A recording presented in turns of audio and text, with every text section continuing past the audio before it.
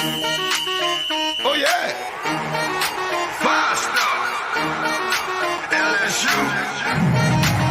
I said, they ain't ready for the LSU. No, they ain't ready for the LSU, huh? They ain't ready for the LSU. No, they ain't ready for the LSU. We the best in the league if you looking for talent. LSU going hard, but we beat Alabama, then we going out to Florida. Drown the Gators, everybody getting bucked when we step in the stadium. This the LSU anthem, you know it's a hit. You don't know another rapper two-step like this. See me screaming out the window, yelling purple and gold. I'm an LSU fan, girl, you know how we roll now.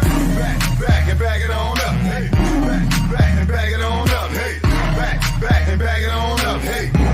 Back and back it on up, hey. Way down in the back. TA. We are live, coming right off of the women's hoops victory over Georgia in Athens. What up, Tyler Townsend? What up, TT? Up late with Being here. Up late. Late night show. Mario's here as well. Welcome in, welcome in. All right, Zach. So we coming off of several games that have been played from the baseball and the basketball as well. So obviously we're going to tonight look at, kind of give our thoughts on what's been transpiring in recent days with the basketball teams, men's and women, along with the baseball team, as well as they're coming off of their victory over the midweek against Rice in Houston. And we will wrap things up with a preview of this weekend's matchup, Zach, in Houston. Shriners Classic there in Minute Maid Park. Poised for a big game tomorrow night, Zach. Big game tomorrow night that we will look at.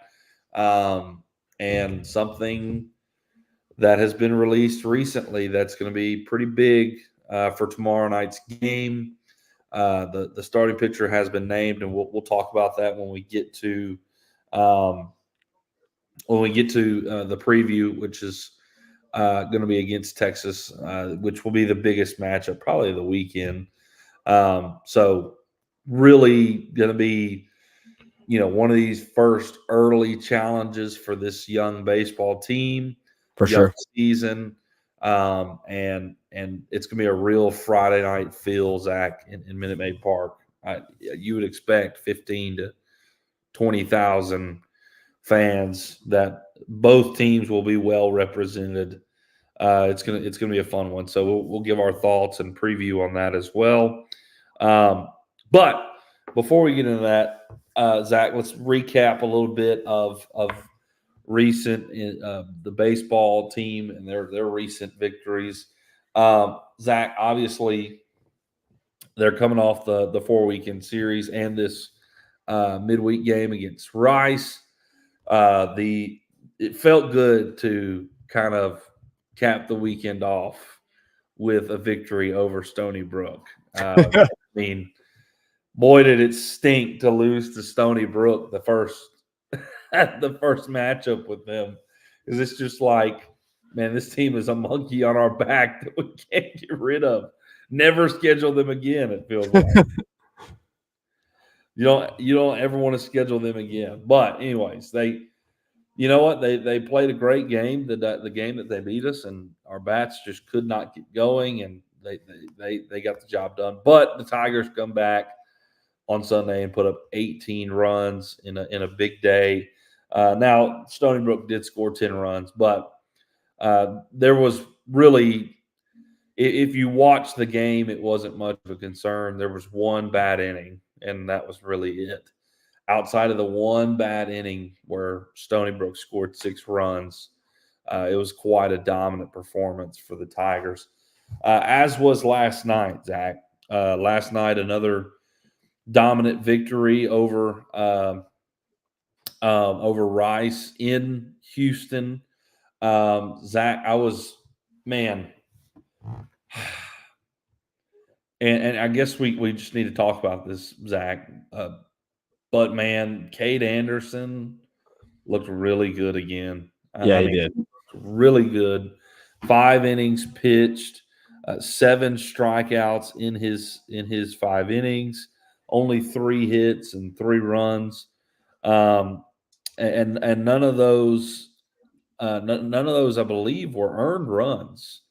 So if I remember correctly, but only 1 walk. It was just another solid outing for Cade Anderson, who as a freshman has been impressive so far, and I'm really excited about what he's going to look like going forward in the season. And man, Zach, there's question marks around the weekend rotation, and obviously he's not going to be able to pitch this weekend. But man, if it continues this way, you just feel like he might just get an opportunity in the weekend Yeah. if other guys don't kind of steal the opportunity to do so.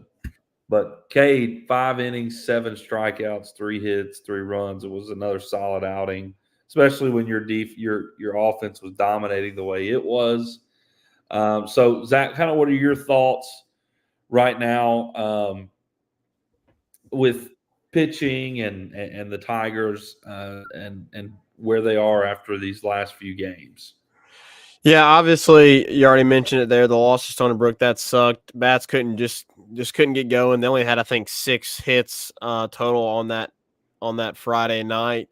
Thatcher Hurd, people are beginning to question him, and I think some of those thoughts are valid. I still am. I'm in a position of let's still kind of wait and see how Yeah, the rest of the it's only season been 2 plays out. outings. Correct. And he's had moments where he looked really good. Yeah, He had that one inning that kind of got away from him a little bit there yeah, against Stony Brook, and so yeah, there is question marks now with the starting rotation, especially with how good Holman has looked, how good Cade Anderson has looked, how good Javon Coleman has looked, and as well as how good Gage Jump has looked. As we know, they're still kind of working him back. But you saw on Friday and Saturday, it just seemed like the bats weren't there. I'm not gonna say they weren't there, but they weren't where Jay Johnson wanted them. yeah, Because obviously we heard about how he kind of lit into them after the game on Saturday, and obviously that was a game they won against Northern Illinois. But he was just not satisfied with the past 2 games, the loss to Stony Brook, and obviously the win against Northern Illinois. And you saw the results of that on Sunday as hitters were locked in, and LSU was able to put up 18 runs against Stony Brook and get back at them. So I really liked how we this is a side note, but I liked how after Stony Brook beat us on Friday night, they released the video of them doing Get the Gat, yes, and yes. Tommy White had a little something to say about that. I think at that point, Tommy White, he I think he had a single, a two run single, a 2 RBI single, and it put us up like 10-0 at that point. And Tommy White's looking at the dugout, hitting to get the Gat. That was exciting and fun from the weekend as well. Yeah. Bear Jones did it after his homer too. Bear Jones did it, Up and down the third base line. I loved it, man.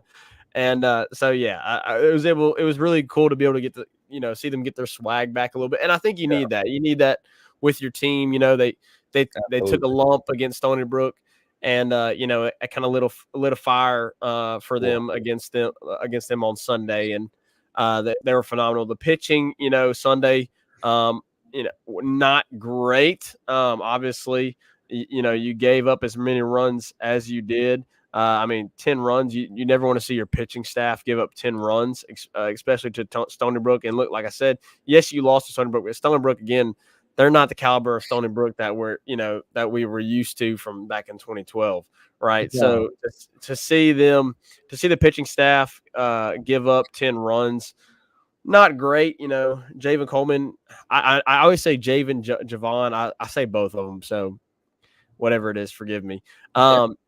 He gave up 2 runs. Micah Bucknam gave up 2 runs. Christian Little gave up 2 runs.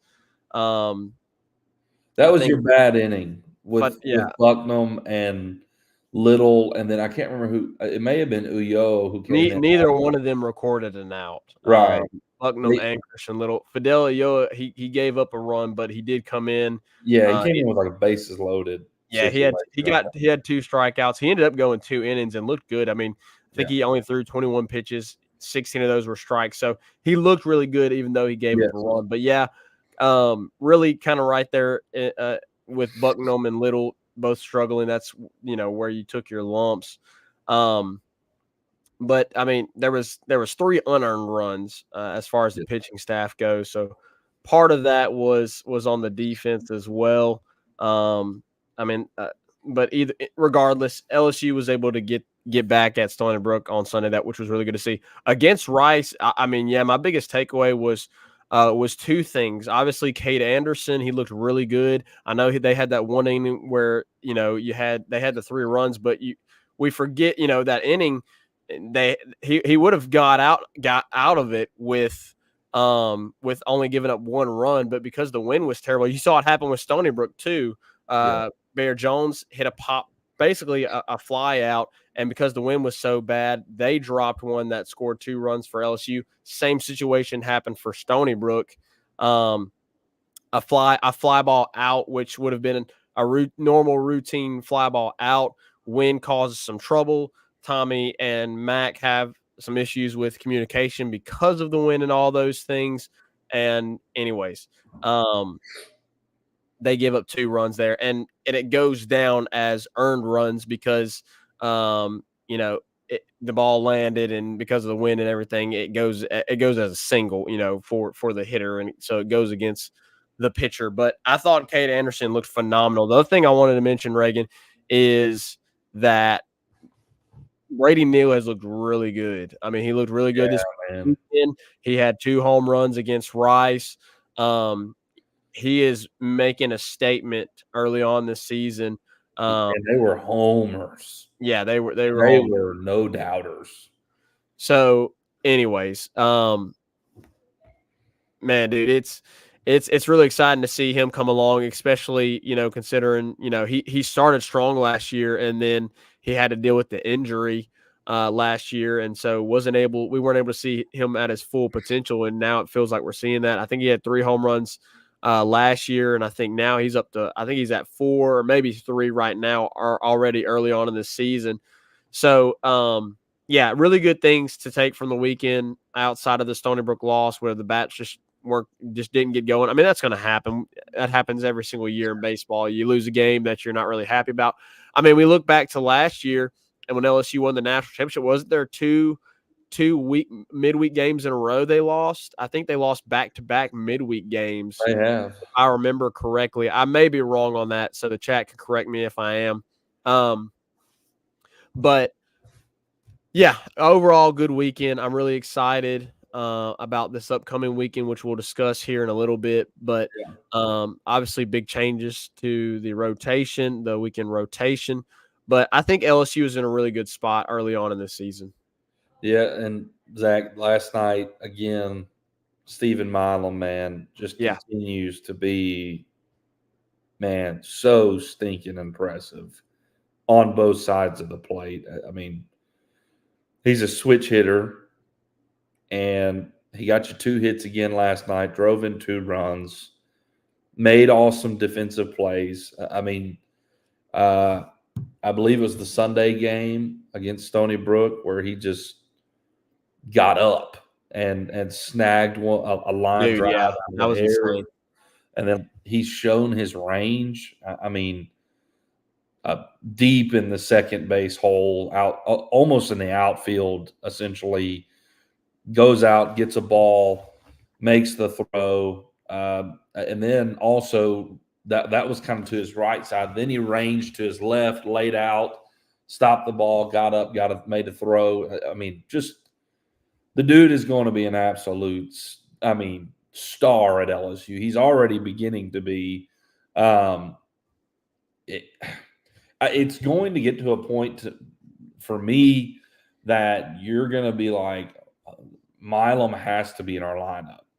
I think they're already at that point, to be honest, Reagan. I think Jay's kind of already at that point. And here's the reality, Zach, is Jake Brown is the best athlete on this team, like, period. So you got Stephen Milam, who's, playing like he is, and then you have an athlete like Jake Brown, who's, in the midst of players that get shuffled around with Milam. Eventually, it's something's going to have to give. You know what I mean? Like, somebody's going to have to separate themselves. And you know what? Braswell has not played bad over the last couple games. He was good this weekend. He had a good weekend. Had a solid weekend, kind of getting his bat going. Had a home run, had a triple this weekend. And then he was very disciplined at the plate last night versus Rice. Yeah, absolutely. I'm trying to find his name here. Yeah, he had last night 2 at bats, scored 2 runs, had a hit. Like, yeah, and he has been solid on defense. I would say Milam defensively has been more impressive, but at the same time, Braswell has not been awful. He really hasn't. So that is just, in my opinion, just going to continue to play itself out. But if it gets to a point, Zach, where Milam has to be in the lineup and Jake Brown is continuing to play as well as he has been playing, Pearson or Braswell may be the odd man out. And Pearson hasn't been that bad either. No, he's been great. It's a tough call. It really is. And it's nice to have it because maybe one of them, goes down. Maybe one of them tweaks an ankle, whatever may be happen. This is why you have this depth. It is a good problem to have. But man, Stephen Milam is it's just so awesome that he's a shortstop. He's from New Mexico. Like, it's just I'm like, I want to call him little like Bregman Jr. Like, man, he's already getting those comparisons, so it wouldn't be a terrible thing. Man, his defense seems amazing. His plate approach is awesome. He makes solid contact, gets the ball in play, gets a lot of hits, and he bats from both sides of the plate. He's a switch hitter. Like, man, I just very, very, very impressed with him so far. And Zach, one guy that we're not mentioning enough is Jared Jones. Yeah, Jared he's been playing phenomenal. Well on his way to all SEC type year at first base. Yeah. He's going to hit. He's probably going to be pushing, Zach, 20 home runs by the end of the season. Just a big thumper over there at first base. Really, really excited about him. Tommy last night drove in 3 runs. Had a couple opportunities to do more damage, and he's rolled over a couple of balls, and hopefully that will change in the future. But he still drove in 3 runs. So I think right now, which we saw it last year. I think there's moments because we got a lot of criticism for a tweet we said last night, and there's moments I think when Tommy gets a little too trigger happy on the first pitch. It's his style. It's his style. I understand. I think there's times that it hurts the team, especially when because there's been a lot of those moments where there's been runners in scoring position, and you really need him to come up with a clutch hit, and he so frequently seeks that first pitch, and a lot of times, he rolls it over, he pops it up. I'm not saying by any means that I think Tommy is sucks or that he's not as good as he was last year, because that was the assumption by some of the people on X from the tweet that I said last night. But he has rolled over a few times, too many times for my liking this season so far. But a part of that is him, he's still working his way back from the shoulder surgery, and I just think I think as the season progresses, he'll be able to be a little bit more disciplined at the plate and find better times to select when he is going to be hunting that first pitch. I think for me, there's when you have 2 outs and guys in running and scoring position, I think you take that first pitch. Yeah. I mean, unless you just know without a shout out, that you're going to be able to yam on it. But I think you need to be a little bit more plate discipline. When it's a situational type thing. It's a situational type thing. When you've got outs to go, and maybe your first guy up, second guy up, nobody on base, and you want to hunt that first pitch. I'm all for it. Yep. Not against it. So I think there's situations. He needs to be a little bit more situational with hunting that first pitch. Sure. So anyways, I'll move on from that because I know a lot of people, saw our tweet last night and thought they're like, don't you know that Tommy contributed to the national championship team last year? Like, no, we didn't watch it. I guess we just forgot about that. Apparently now we think he sucks because we give a little bit of critique and criticism towards his plate approach, and with runners in scoring position and 2 outs. Sorry. Sorry, we critique a little bit. Anyways, I'll move on. I digress. I digress. Yes. Well, it is what it is, and like you said, and alluded to, he will, I think, ultimately come into form and be himself again. It's only the second weekend. Like he's going to be better as the season progresses and he gets more into season shape. Obviously, he has significantly less at bats than the rest of the guys, and maybe you're seeing a little bit of that right now. But he's going to get better. So no concerns in terms of Tommy White. Just no. Maybe the double plays aren't always fun to watch when you have bases loaded. They've happened. They've happened a couple too many times for me this season. Zach, there's a lot of comments in here. Maybe we need to get to Doug and Mario. Yeah, Doug and Mario have been going back and forth. I did star one because it looks like Mario said he will be there tomorrow night in Houston for the LSU Texas game. Yeah, that's awesome. Doug asked us a question which we'll get back. I don't know what he was talking about here. Zach playing games. I don't know. Oh, it's the background noise. Yeah, no. I've got siblings that are in my room watching TV. So yeah, no, I'm not playing video games.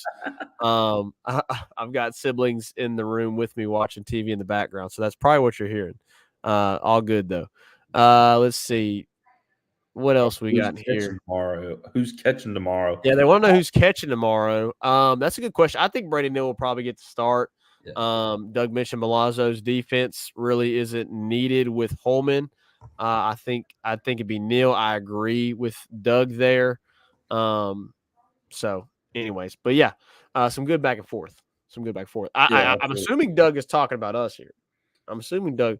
Mario was asking where all Doug watches for baseball content. He said, "No, I enjoy our guys' baseball content." I don't know if he's talking about us there, but if he is, I appreciate that. I appreciate that, Doug. If you are discussing it, if you're talking about us, I like talking baseball too. So exactly, man, I love college baseball. I'm so glad it's back. It came quicker this year. I feel like.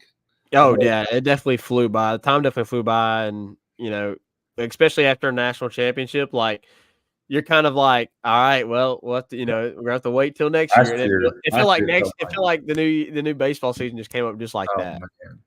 Yeah, because last year it felt like it took an eternity to get here. Yeah, man, I think that goes with the anticipation. Yes, but after the national championship, we can kind of relax and be like, we won the national championship. Let's enjoy this. Nope, we're back. True, it's true. That and the way things transpired in Hattiesburg in Jay's first year, like I feel like everybody was chomping at the bit. Yeah, to get to baseball season when they added Paul Skeens and Tommy White, and everybody knew Trey Morgan and Dylan Cruz and all those guys were going to be back. Ty Floyd, Gavin Dugas, and Jay Beloso. It was like everybody was ready for baseball season, and it couldn't get here soon enough. And obviously, it played out the way everybody hoped it would with a national championship. Man, I will never forget Jay in his first season. I mean, it was a phenomenal season. We go to Hattiesburg. You're up 2-0 in the regional. Obviously, Southern Miss beats us 2 times in a row. Just that regional, the way we won those games was unbelievable. The massive comebacks back-to-back days against Kennesaw State and against Southern Miss.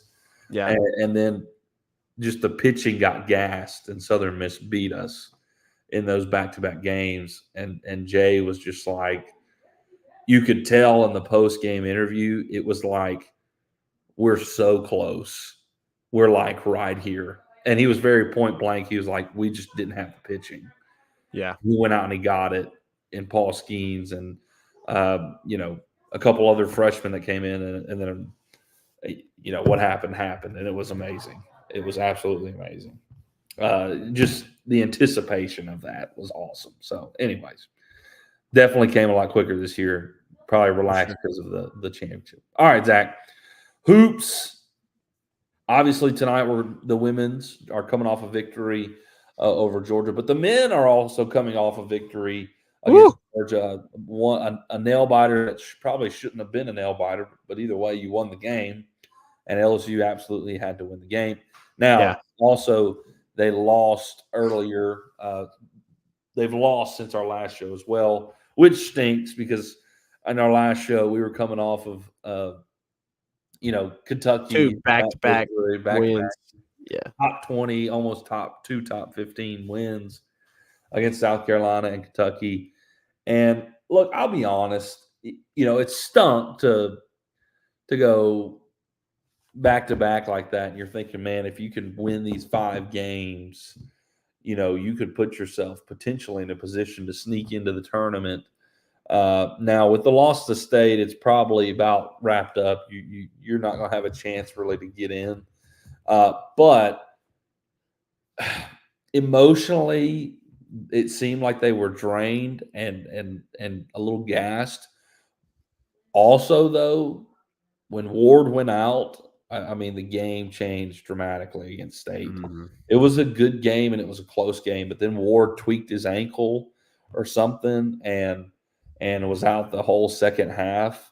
And for whatever reason, Zach, I felt like they relied on Trey Hannibal far too much. Like once Ward went down, they were like, yeah, didn't Trey have was that the game Trey had like 20 something? Yes, he had 22 and it was his career high, but and I hate to be critical like this, like it was his career high in points, but it was just not a good game for him. If that like he turned the ball over like 7 times, and the team as a whole, like he turned the ball over by himself 7 times, and the team as a whole had 4 assists. Yeah, 4. The whole team, 4 assists. That can't happen. I just didn't understand why when Tyrell Ward went down, we were just like running out of ISO with Trey Hannibal like every play. Like what are we doing? Like he is not your scorer, and he's not the guy who is normally the one you lean on for offense. And like it really hurts you that they played that way. I wish they would have ran the offense a little bit differently when Tyrell went down, try to find something else. But that being said, the importance of Tyrell Ward was shown, in his absence, because Tyrell has been the spark lately against South Carolina. Now, Jordan Wright's been right there with him, but against South Carolina, he scored his career high, and then he scored again his career high against Kentucky, and of course had the final shot. And he's been crucial to your team here lately. And then when he went down, you just saw how big of an impact it was on the game when you lost Tyrell. And thankfully, it was nothing serious. He was back in the starting lineup against Georgia and was full go again and played phenomenal. He has been, Zach, he's literally shooting over 50% behind the 3-point line in conference play. He has been phenomenal lately. He really has been. His growth has been awesome, and I'm really pumped to see next year what he can be like. In his third season, mature, has grown with the program. Very excited. I'm excited as a whole for next year because man, it feels like next year is going to be Matt McMahon's coming out party, if you will. And he's kind of had that a little bit, at the end of this season here. He's made a name of himself when he's kind of been slandered this entire time. These two big wins have helped. For sure. But man, I feel like next year's going to be where everybody goes, "Oh, okay, it really was just the personnel issue.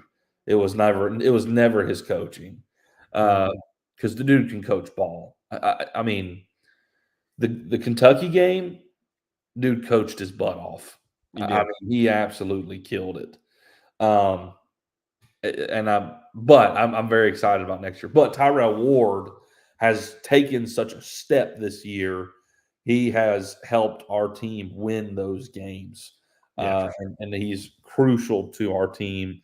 And I'm excited to see the rest of this season play out for him, like where we can wind up uh, because of him and his efforts. Like now we can get the NIT and maybe have a successful season, finish the year 500 in SEC play, maybe even above 500 in SEC play. So I'm glad Tyrell Ward isn't hurt.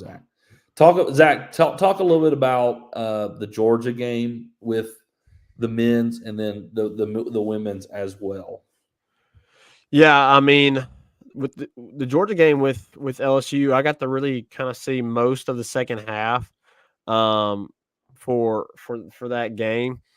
And I really like that Will Baker was able, because Will Baker was basically a non-factor in the Georgia game whenever we were on the road at their place. Um, and this game, he didn't, have like this humongous game, but he had a really, really good start to the game.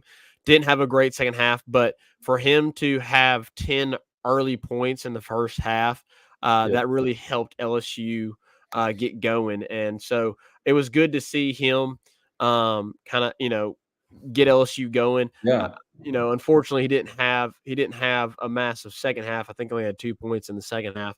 But that was good for LSU to get started on the right foot. I really like what I continue to see from Jalen Reed. Jalen Reed continues to Yep. be a massive key piece for Yep. this team coming off the bench. He had 8. We already know what Jordan Wright means to this team. Dude, I wish we could have Jordan Wright for another year. I really do. Because the potential of this team for next year, if you were able to keep Jordan Wright, would be massive. But Yeah. Jordan Wright, obviously, when they need him, whenever they're in these clutch situations, they just rely on him. And obviously, he had 17 points. So the defense was crucial there at the end, man. And, LSU kind of got put in a rough situation because they had that possession against Georgia where it felt like all the calls were going Georgia's way and kind of Yeah. put Georgia back in the, in the lead, kind of gave Georgia the lead. They had the missed traveling call. You had the extra possession that they got after a ball had bounced off one of their players, and the refs, gave possession to them, even though it had gone off of them. And that kind of got things really interesting there at the end. But when LSU needed it the most, Will Baker, he went down, got fouled. No, he didn't have a good second half. I mean, his only points in the second half, Reagan, was those 2 free throws at the end to give LSU the lead. And he was extremely clutch in that situation, nailed both free throws, gave LSU the lead, and then LSU, really tightened things on defense there at the end. Trey Hannibal, I thought he played a really good defense. Their guard came down heel, kind of, Trey Hannibal was playing close, got pushed off a little bit, stumbled back, regained his balance, and was able to still defend the shot with help down low. And, then they get the rebound, they kick it out. and you have the defensive stop there at the end as well with the block shot. And I understand there was questions about whether he fouled or not. I think it was kind of even there. It was close, but I think the basketball gods kind of evened up things there because of the missed calls that went Georgia's way, that happened late in that game. So overall, it was really big for LSU to get that win. I think especially coming off the state loss, you're able to avenge the loss that you had in Athens earlier in the season, which was extremely heartbreaking. It was one of those games where we were like, man, you're this close. If we would have had this game, so to be able to avenge that loss, but two really, really tightly contested games against LSU and Georgia this season. You had a really tightly contested game, two really tightly contested games last year. It was at least, I know it was at least one game, but like the last 4 or 5 games between LSU and Georgia has been decided, but by like 2 or less. Like 1 point. I know both games this year have been 1 point. Correct. So it made me sick because the last series there, which we won obviously the second game, but that series was exactly what happened in the first game with them this year. They had a shot and it missed. They got an offensive rebound, and then of course the and one happened, and they took the lead with just a couple seconds left. And I was like, when they missed the first shot and got the offensive rebound, I was like, here we go. No way. No way. LSU put the clamps down though, and they did. And Jalen didn't make any contact with his arms. Correct. The contact came at about his hip, so I was fine with the no call. He went up with his arms, didn't make contact with his forearm or anything on the shot, and the guy was kind of going forward anyways. It was really him who initiated the contact, and it wasn't anything crazy. So I was fine with the no call. And now, Reagan, you've got this upcoming Saturday. You're gonna play a Vanderbilt team that, quite honestly, is just not good. You got to go on the road to play that game. Yeah. Very winnable game. Then you got to go on the road to play Arkansas. Very winnable game. And then you host a Missouri team that's not any good at all. So you have the potential. I know it's going to be a little bit more difficult with having to go on the road twice, especially back to back. But you have a really, really good opportunity here to end the season going 4-0 in the conference and getting above 5. Because what are they right now, Reagan? 6-8, 7-8. What are they right now in the conference? I believe they are. They're 7-8. They're 7-8. So if you're able to win these next 3, you're 10-8 in the conference. You're going to go into the SEC tournament about middle of the pack. Let's see what they can do in the SEC tournament. Maybe they can make some noise and finish strong before going to the postseason play and playing in the NIT. So that's really kind of where, for me at least, what we expected. It's what we expected. Middle of the pack, and Correct. About 500, which was a vast improvement from last year.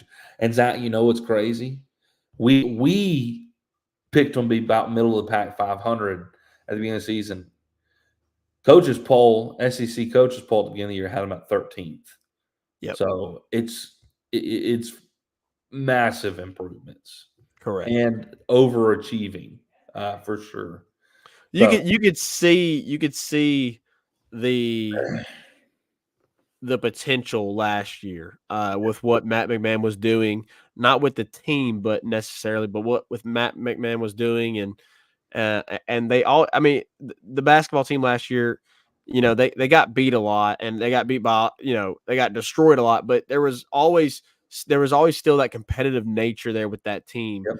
I mean, we discussed Trey Hannibal some. Trey Hannibal was a very close games. Yeah, Trey Hannibal was a massive piece for you last year. Yeah. I mean, obviously, you really relied on. I'm going to blank on his first name. Williams. KJ Williams. KJ, yes, thank you. Obviously, you relied heavily on KJ Williams, and so LSU just didn't have the horses last year to be able to compete in the SEC. But this year, you had guys that came back, got an extra year under another year of experience under their belt. Brought some key pieces in like Jordan Wright and Jalen Cook. Which, by the way, Reagan, do we know any? What's the news on Jalen Cook? I haven't heard He's anything. dealing with a leg injury. It's just got a leg injury. If you were saw it, which I saw it when the Kentucky shot went off, when Tyrell hit the shot. Of course, everybody kind of rushed the court. You could see Jalen like limping towards the pile. So it's some kind of leg injury. I don't know how serious it is, but clearly it's serious enough. It's kept him out of several games. Yeah. Good news is, Zach, you get Jalen Cook back next year. He's got another year of eligibility. Correct. And we were talking about losing Jordan Wright. You get Jalen Cook back, and you also obviously you get Mike Williams back, who's had very valuable minutes this year. Correct. As a true freshman. And I would assume you're going to get Jalen Reed and Tyrell Ward back. Will we get Baker back? Will Baker be able to be back, or is he? No, Baker will be gone. I thought he was. I'm guessing Hunter Dean might have some eligibility. Maybe a year. You're probably going to have to hit a portal for some bigs. Yeah. But Will Baker's done. This is his COVID year. That's what I thought. That's been what a year at Texas, and then I think the last 3 at Nevada. It may have been 2 at Texas, 2 at Nevada, but this is his last year. So, anyways, Reagan, moving on to the girls. Unless did you have anything about last night for the boys? No, that was it. I mean, other than just them blowing the lead, it was kind of flip flopped, right? We'd been the one cutting the lead. We kind of blew the lead there, which was disappointing, but it was nice not to have to climb out of the hole. Correct. The girls, really the big story for the girls tonight is, man, they spread the wealth. All 5 of the stars were in double figures. Angel Reese, she had her usual double-double, 17 and 15. Anissa Morrow had a double-double. She had 16 and 10. Michaela Williams had a pretty good night. She had 11 points and 7 rebounds. Falaja Johnson had 14 and 5. And Haley Van Lith she was the leading scorer with 18 on the night. So there's been, I'll continue to mention this, there's been flashes where Haley Van Lith has popped off and she's looked like the scorer that she was at Louisville. And honestly, she's just playing a little bit of it. She's having to play a little bit of a different role this year. It's been, I think, for the most part, to LSU's benefit, but her numbers haven't been what we were used to seeing at Louisville, but that's okay. I heard the commentators mention that there is concern about the bench depth, because you didn't have any bench points until very, very late in the fourth quarter when last year Poa hit a 3 in the corner. It is still a concern for me. I mean, we've discussed that before, but we mentioned that last year, and it turned out to not be a problem. It turned out to not be an issue. And when you absolutely needed your bench to do something, they performed, and they gave you extremely quality minutes and points that you needed. So we'll see again how this progresses in the postseason with LSU's issues with the depth. But so far, been fine. They've got one more game, Reagan, and it will be this Sunday at home against Kentucky to wrap things up at 1:00 on the SEC Network, and then you'll be the number 2 seed in the SEC tournament.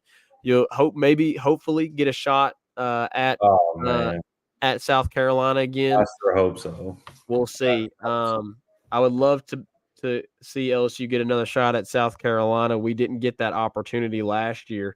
But it'd be awesome to see if they could get that opportunity this year, and maybe win an SEC tournament championship. That would be awesome. So anyways, good night for the girls. They were dominant. They had that one moment there late in the third quarter when Georgia went on a 16-0 run and kind of cut into the lead, because they were up by like 30 something. And then Georgia went on a run, and I think it got down to a 15-point deficit, but they dominated the fourth quarter. No issues for the girls. The large deficit really helped there when they made a push. So For sure. All right, Zach, let's hit a quick break real quick, and then we will come back and preview this weekend in baseball. Big weekend in Houston in the Minute Maid Park. So we'll get everything on that big news, and we will be covering that right after this. 5-Star Hero, your intro and outro music for the Tigers Avenue show. They ain't ready for that LSU. Go check out all his other music on all the major platforms. Don't forget to follow him on Instagram at Saints Anthem and at Twitter at One Nation Doty. Don't forget to check out his Facebook page for all his Saints and LSU merchandise. Can't get any better than Sarah Klein Stevens, attorney at law. Her firm focuses on the needs of the elderly and maintaining their dignity throughout the process. Here for you, here for your family. Sarah Klein Stevens, attorney at law. Right back at it here in the Tigers Avenue. Zach, this weekend, Tigers, probably, really the first major challenge they're going to face. Obviously, they lost the game against Stony Brook, but high caliber opponent in the Texas Longhorns. You follow it up with ULL, and then Texas. Did I say you? Is that correct? That's correct. ULL on Saturday, Texas State on Sunday. Yeah, that's right. That's right. And I was just looking at it. I had it pulled up. I don't know why I clicked off of it. The way to watch this weekend. Now, I don't know if you'll have to pay for this or not. No. There's no paywall. There's no paywall. It'll be on Astros.com. They also will have the games broadcasted on their social media accounts, X, Facebook, YouTube. Really? Oh, yes, wow. That's correct. So the Astros have their. Right. They did that. They did that last year. Yeah. Yeah. Now, as far as like streaming goes, like ESPN, I'm not sure. I know that the Texas game will be on the Longhorn Network as well. But there's plenty of options that you can use to watch the game. I knew it was on Astros.com. I didn't know if it was going to cost anything, but I forgot last year they ran it on their. You may have to AirPlay to your TV or whatever the case is, or if you've got a smart TV and you'll do like I'm going to do. Yeah. I'm just going to pull up YouTube, go to the Astros account there and watch it from there. And the ULL game, if you have the MLB network, it is on the MLB network as well. So, Zach, the big news coming out today, who was going to be the starter for Friday, and Jay Johnson has named Luke Holman as your Friday night starter. And Zach, honestly, who else would it be at this point? Yeah. Correct. Who else would it be other than Luke Holman? I think it's the obvious choice. It's your toughest opponent. It's got to be Luke Holman. He has been your most consistent. He has not really. In the two games that he's pitched, he hasn't put himself. I don't believe in any much of a jam at all. He's been very cool, calm, collective. Has cruised at this point through his first two outings and has just looked really good doing it. And you hope to see some more of the same tomorrow night against Texas at 7 p.m. to kick things off. And Zach, there's something about the Texas Longhorns in baseball. I want to absolutely destroy them every time we play them. There is something. Now I could, Texas football and basketball, it's whatever. But it is the year we played them in Austin and we got swept. That ate at me so much. And now every time we play Texas, I want to absolutely throttle the Texas Longhorns. Last year, we didn't throttle them. It was a pitcher's duel, middle of the week game. It's kind of weird. It was a midweek game. Hurd, I think somebody mentioned it was Hurd. Yeah, it was Hurd, Ackenhausen, and Little. And Hurd had a really good start. Ackenhausen looked really good. That's when we brought on Nate. Ackenhausen balled out. after that game, we brought him onto the show because that was kind of his coming out party last year. Whenever we beat them in the midweek game, is when that was his coming out party, and so we brought him on the show last year. But yeah, he balled out. Hurd had a good game as well. He did. Hurd, and then little kind of finished things off there last year. And man, top of the ninth, Gavin Dugas, 3-run dinger, baby. Bomb. Dugas dinger, baby. Man, I love Gavin Dugas and Cade Beloso. They are the epitome of LSU baseball. Yeah. But man, that was awesome, and I want to do the same tomorrow. I want to beat Texas. I think what my hatred is that series we played them in Austin. They beat us like a drum the first 2 games, and then the third game we were going to salvage it. Like we were leading going into the 9th, and then they walked us off. They scored like 4 runs in the bottom of the 9th and walked us off to get the sweep. And I just remember being infuriated. Brutal weekend happening. And so tomorrow night in front of 20,000 probably fans, I want to break the spirit of Texas Longhorn baseball. I want to absolutely crush them because they just seemed like such jerks when we were playing them that one time. They were like stuck up snobs, pricks, and I was ever it's since. All right, we got the natty over them. My skin crawl. And yes, the 2009 Natty championship over them makes that even sweeter. So, Zach, what's your thoughts? Holman's getting the ball. Obvious, like I said, I think he's the obvious choice. What are your thoughts going into tomorrow night against the? Well, I agree with the choice, as you said. Luke Holman's been the best arm for you, and I'll say, I mean, I got to be honest, I was wrong. I was wrong because I honestly, heading into the season, I didn't see Holman getting a Friday start. I thought he would be Saturday, Sunday. Yeah. I thought that's where he would stay, but he has proved me wrong and is getting the start on Friday. Thatcher Hurd hasn't been at his best. I think this also could be give Thatcher Hurd an opportunity to get right. And he's gonna be, I'm assuming he's going to pitch Saturday. Is that did he release the rest of the weekend?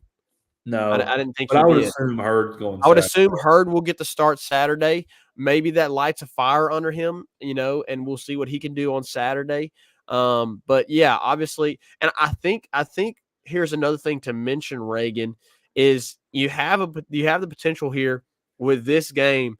It's going to be really interesting to see, okay, what does Jay Johnson do with this lineup and who's out there defensively? Because you mentioned, like, something's going to have to give. Well, this is a game where something's going to give, right? Yeah. What do you do with Stephen Milam? Who do you go to at catcher? What do you do with Jake Brown in the outfield? Like, one of those guys is going to end up between Milam and Pearson and Brown and Braswell. Between those 4 guys, one of those guys is going to get snubbed. So which one is it going to be, right? And ultimately, that's going to be tough, Reagan. I think it's going to end up being Jake Brown. I think they're going to put Pearson in right. I think Milan's going to be at second, Braswell at short. So I think Jake Brown probably gets the snub on Friday night. Yeah. I don't know. Personally, I would like to see Stephen Milam at short, Pearson at second, Brown in right. But I think he's going to go with Milam at second, which obviously would put Braswell at short and Pearson in right. But that'll be a big thing that I'm looking for is what's going to happen with the lineup with this being a type of game, the magnitude that it has early on in this season. So, and look, Texas is good, man. They're a good team. They are. I want to go real quick. They're 7-1. They played Cal Poly and did not allow Cal Poly to score one single run the entire weekend. Cal Poly is a good team, always has been. Obviously, their pitching staff's good. Yeah, their pitching staff is good, and actually, you're going to have a read of last year probably. LeBaron Johnson was the guy who started the game against us last year, and he's been their Friday night guy both of their weekend series. And and last weekend pitched an absolute gem against Cal Poly. Went 8 innings of shutout baseball, and was phenomenal. And he's very good. So Very good. we're gonna have our work cut out for us tomorrow night against LeBaron. Hopefully, you hope you can get to him early and get in their bullpen. Yep. Maybe run his pitch count up. You got to have disciplined at bats to do that. So it's going to be a tough task. It is certainly going to be an early measurement on where your team is at. So I'm excited about it. I love getting to see the big matchups. Holman against LeBaron, early in the season.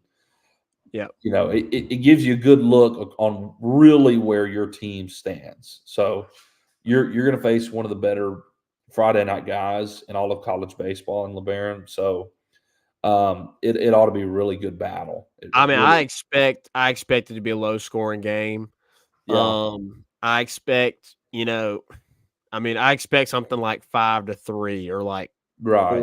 4-2, 3-1, something like that. I expect it to be a low scoring game. But who knows? Who knows? I could be wrong. So we'll see what happens tomorrow night. But yeah, I'm excited, Reagan. I'm gonna get off work and rush home to watch it. And I know Dad will want me to be home ASAP because he's probably gonna have a hard time figuring out how to pull it up and how to watch it.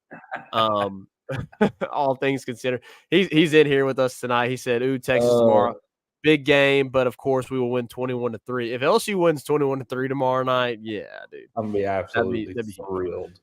yeah, I'd be pumped for that. Hopefully that's the case. I think it'll be low scoring, but I hope I'm wrong. I hope Dad's right.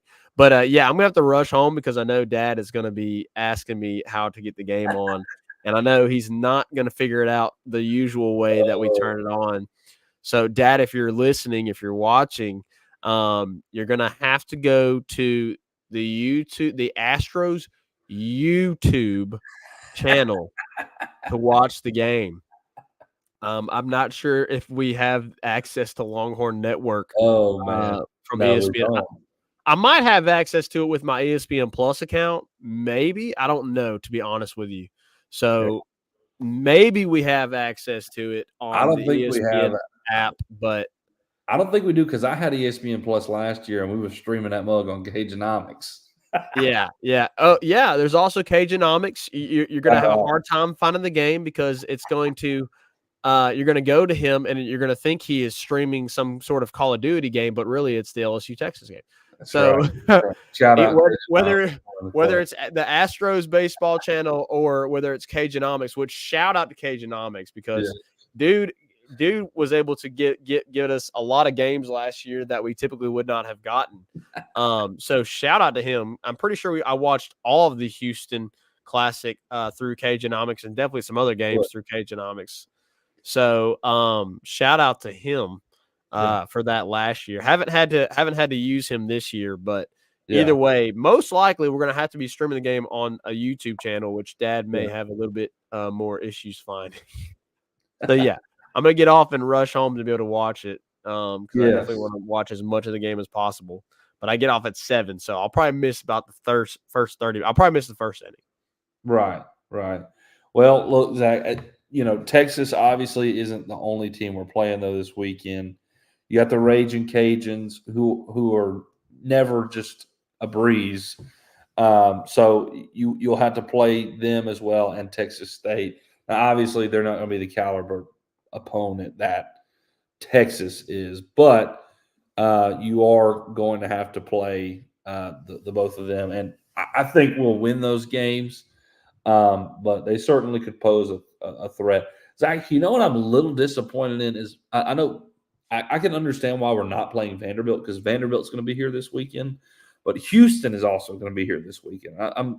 I'm disappointed we're not getting to play the Houston Cougars. Instead, we're playing ULL and Texas State. Now, the 3 games this weekend is not as exciting as it has been in the past. I'm not saying that LSU could easily, being a battle in those two games on Saturday and Sunday.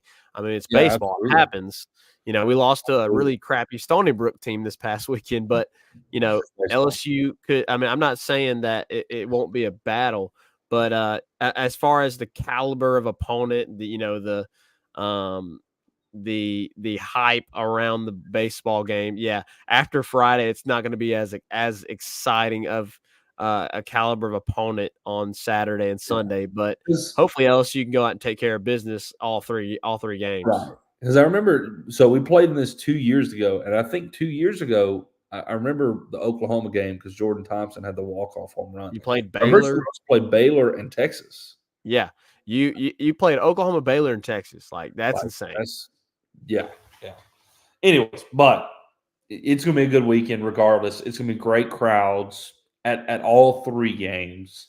It's always a fun venue to play at, so it'll be an exciting weekend, and you'll get to see LSU play outside of Alex Box Stadium and be pushed a little bit this weekend. Even though it's not back to back like big time opponents, it's a good measuring stick. You're going to a neutral site. You got Texas and ULL and Texas State, and then see where you go from there. And then Xavier will come to Baton Rouge the next weekend, and then you get kicked off in the SEC Plays Act just like that. You got 2 weekends, and you're in Starkville. So, gosh, it goes quick. It certainly goes quick. All right, Zach. I think we've covered just about everything tonight. Appreciate all y'all, Doug and Mario, for coming in here and hanging with us and being involved late into the evening following the women's basketball game. Zach, looking forward to an awesome matchup tomorrow night. It's going to be a blast. Hopefully the Tigers can pull it out and have a huge marquee win here early in the season against the Texas Longhorns. So tomorrow night, 7 o'clock in Astros Minute Maid Park. We'll see you then. And we'll catch you next time here in the Tigers Avenue 5-Star here. Take us out. Peace.